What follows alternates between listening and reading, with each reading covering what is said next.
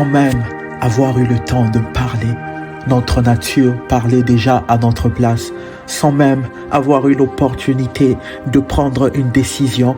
Quelqu'un d'autre l'avait déjà prise à notre place, héritier d'une nature pécheresse et destructrice, pécheur avant même d'avoir eu la conscience de le réaliser, impur de l'intérieur et de l'extérieur.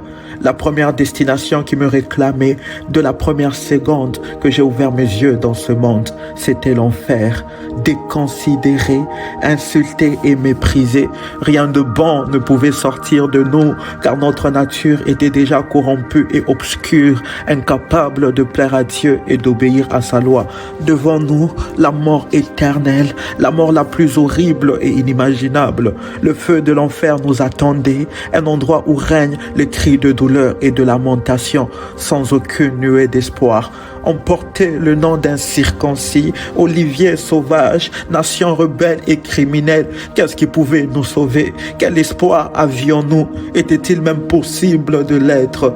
Malheureusement non, c'était pas possible, car l'impur ne peut être en contact avec le pur et ne peut hériter le royaume de Dieu. Le Dieu saint ne tolère pas le péché et l'impur. Le bien ne peut vivre avec le mal, la lumière ne peut supporter le ténèbre. C'était déjà scellé et signé. On était même privé de l'espoir d'espérer. C'était comme une lettre écrite par le roi, signée par le roi et scellée avec l'anneau du roi. Elle est irrévocable. Espérer était même une option inexistante. Que dis-je? Éradiquée. C'était la fin. On ne pouvait s'attendre à rien. Jusqu'à ce qu'un événement non seulement inattendu, mais incompréhensible et inimaginable arriva. Le maître de l'univers décida d'entrer dans l'univers qu'il avait lui-même créé.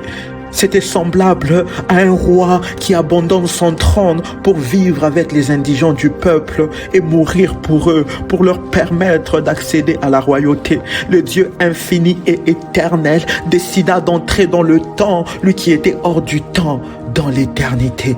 Ayant revêtu un corps imparfait et corruptible pour accomplir une œuvre que seul un cœur débordant d'amour pouvait faire, celle de se donner lui-même afin que le châtiment destiné à retomber sur nous puisse tomber sur lui.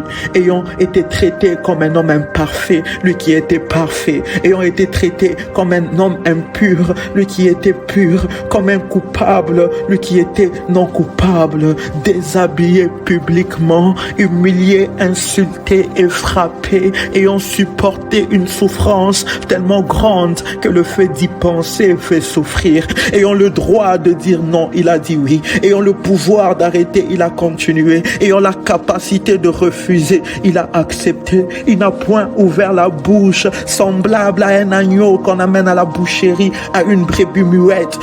Le sang d'un Dieu éternel a été versé à la croix dans un monde éphémère. C'était à Golgotha où les larmes d'un innocent qui a été déclaré coupable a coulé. Il a crié « Eli, Eli, lama sabachthani », c'est-à-dire « Mon Dieu, pourquoi m'as-tu abandonné ?» Le Créateur a été tué par sa créature. Mais c'est incompréhensible. Comment le Créateur de l'univers peut mourir? La terre ne pouvait résister sans trembler. Le soleil a perdu sa lumière et est devenu noir. Un Dieu a été tué pour nous sauver.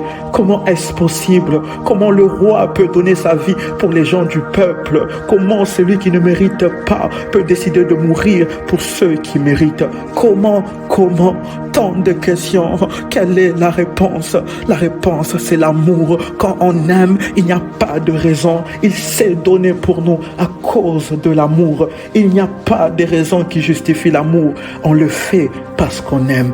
Il m'a donné sa nature, il m'a donné sa place. C'est pourquoi je domine, je me lève comme un lion et je m'envole comme un aigle.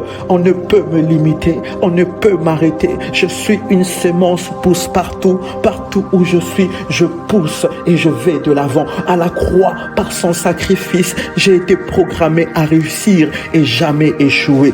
Le roi de rois vit en moi. On ne peut m'arrêter, on ne peut me stopper. Si Dieu est pour nous, qui sera contre nous?